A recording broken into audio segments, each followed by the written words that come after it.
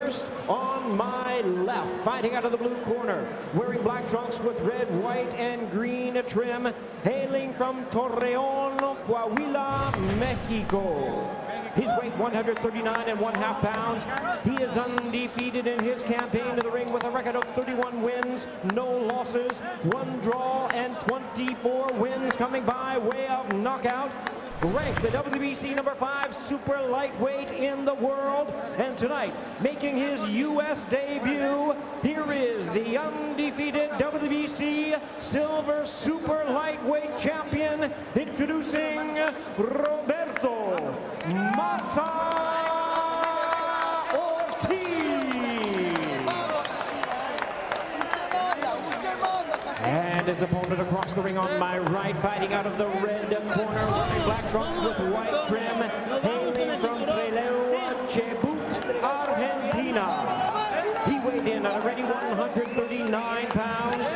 His hard-hitting record stands at 35 wins, 3 losses, 1 no decision with 33 big wins coming by way of knockout. Ranked number 3 in the world by the IBF, number 2 by the WBC, and number 1 by the WBO. Ladies and gentlemen, here is the hard-hitting knockout artist known as the Machine, introducing Lucas Martin, La Máquina Matthysse.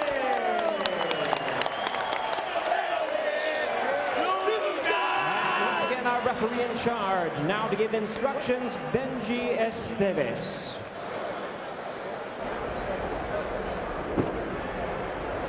Give me a second, Jimmy.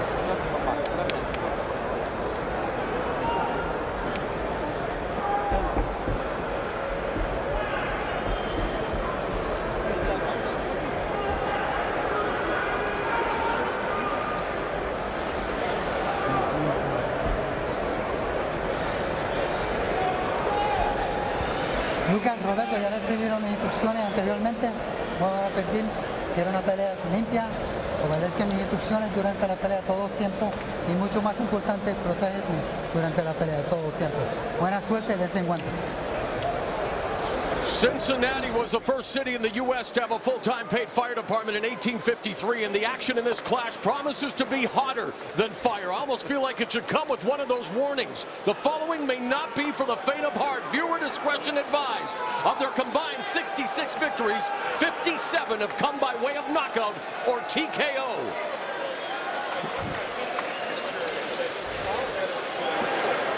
We are scheduled for 12 rounds. It's Lucas Matthysse in the black with white, Roberto Ortiz in the black with red, white, and green. And in this fight, very much the size of this ring, a smaller ring, could well come into play. And our colleague Steve Farhad often helps us by coming up with great factoids, and he came up with this one.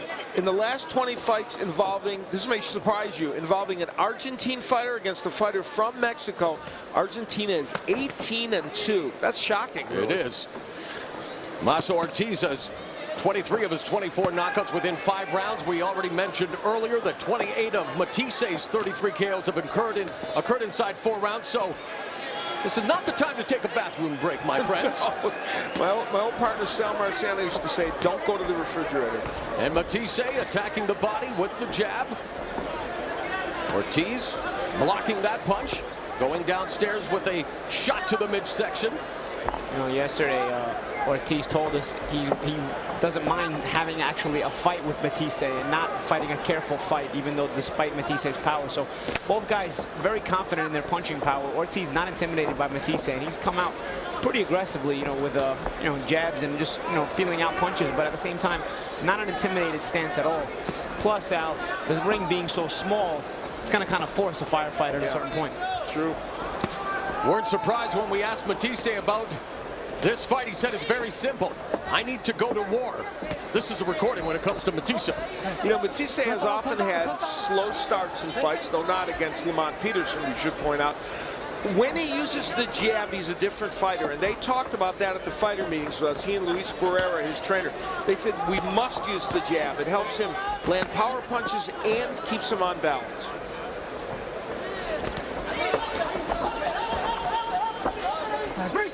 Cuidado con las cabezas, son dos. Under a minute remaining in a rather getting to know you round as they exchange punches there. Matthysse going to the body. Ortiz using lateral movement along the ropes. Double jab from Matthysse.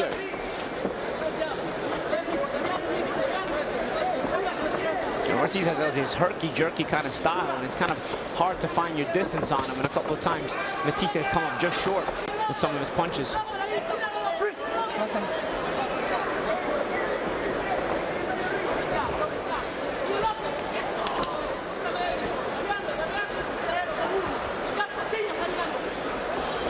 Final 10 seconds. Is this the calm before the storm of strikes that we all anticipated? Ortiz and Matthysse headed to round number 2.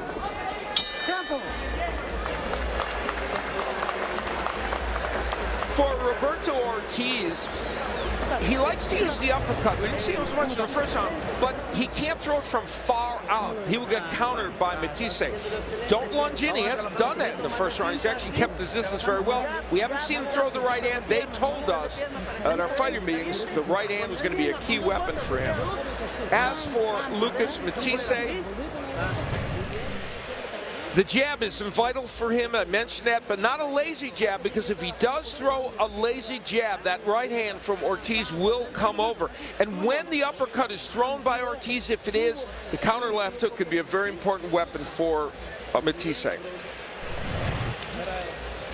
Matthysse added Eduardo Morales. You see him in the corner, a former lightweight title contender against Shane Mosley. He was the man you saw holding the pads earlier tonight when we took a look inside Matthyse's dressing room. As round 2 is underway. Also an advisor to them, Juan Koji, the excellent 140-pound titleist from Argentina for many years.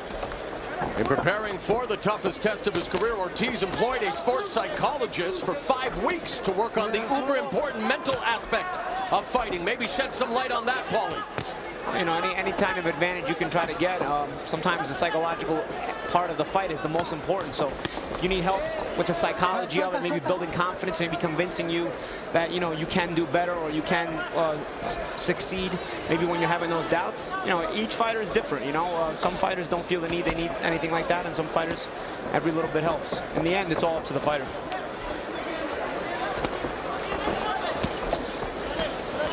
Right uppercut followed by a straight right on the inside as they exchange at close quarters. Ortiz making that a firefight, not getting the best of it, even though he landed a couple of punches. The Matthysse power pushed him back. But I like the poker face of Ortiz, not showing any intimidation, even if Matthysse has landed a couple of punches, not showing he's bothered, still trying to maintain the game plan. And this fight is still up in the air. Nobody has gotten a clean-cut advantage in it yet. Matthysse tying up, and Ortiz with almost a whizzer on Mathisse's arm. 1.5 minutes remaining in the second. Ortiz bounced that punch off of Matthyse's left shoulder. So they're still trying to find their rhythm, the range, and their targets. In round number 2. Most of this fight, though, Ortiz has been kind of on his back foot, going backwards, or at least at distance, and he may be doing that by design. That wasn't what he said he was going to do. There he misses with the right uppercut and tries to throw a right behind Mathisse's guard as Matthysse now goes to work on Ortiz. And that was, I mentioned no uppercuts from far out. He threw one a moment ago. That's a dangerous maneuver for But again, Ortiz so herky-jerky, it's weird. It's hard to land a clean shot on him. He's got this weird rhythm, this weird even stance. You know, even Matthysse at close range, he's not able to land with the thudding power that he wants to. But Matthysse really controlling this round by pushing it over. Just as we said, a good body shot.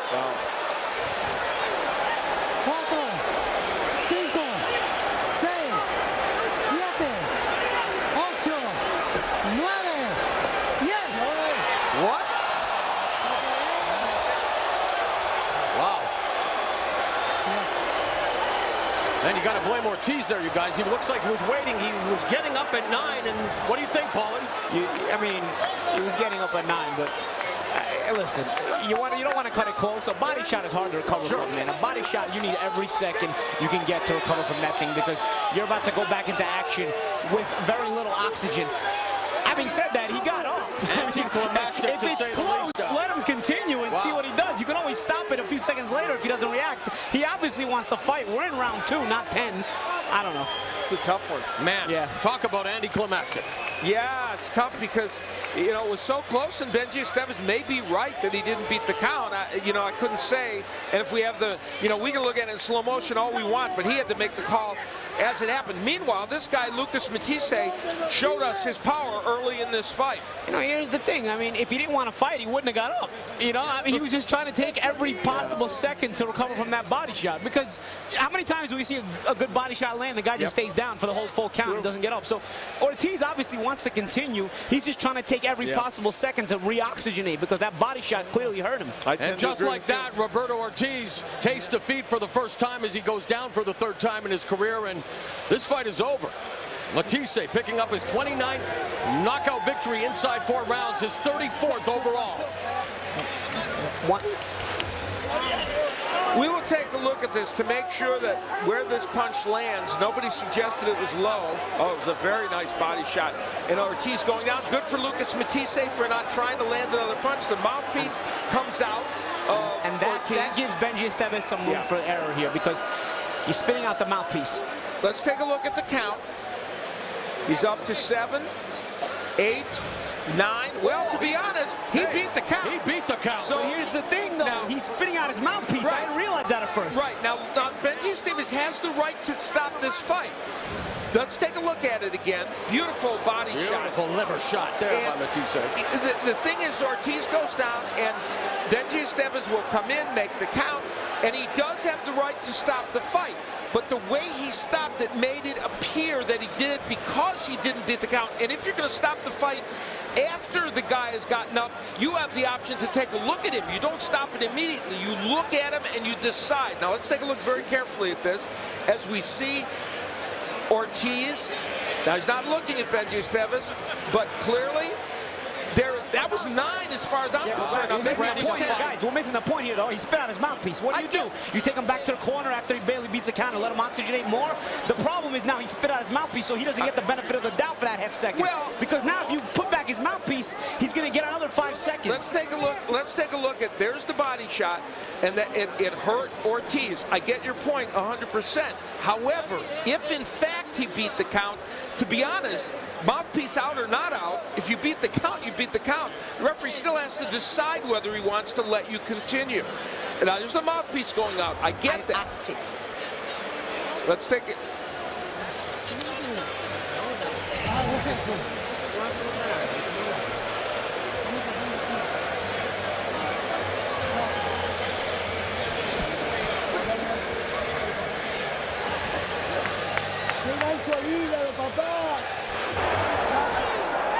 Cuatro, 5, 6, 7, 8, 9, 10.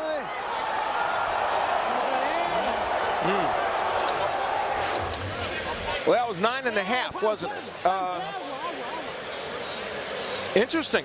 Well, my feeling, to be perfectly frank, Benji Estevez has a right to stop the fight, but if he was stopping it because he didn't beat the count, he probably made a mistake.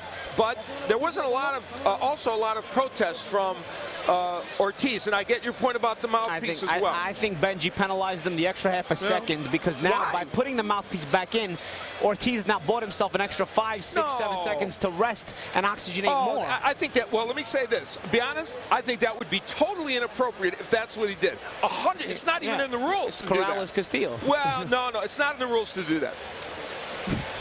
Well, it's official, and let's go to Jimmy Lennon Jr.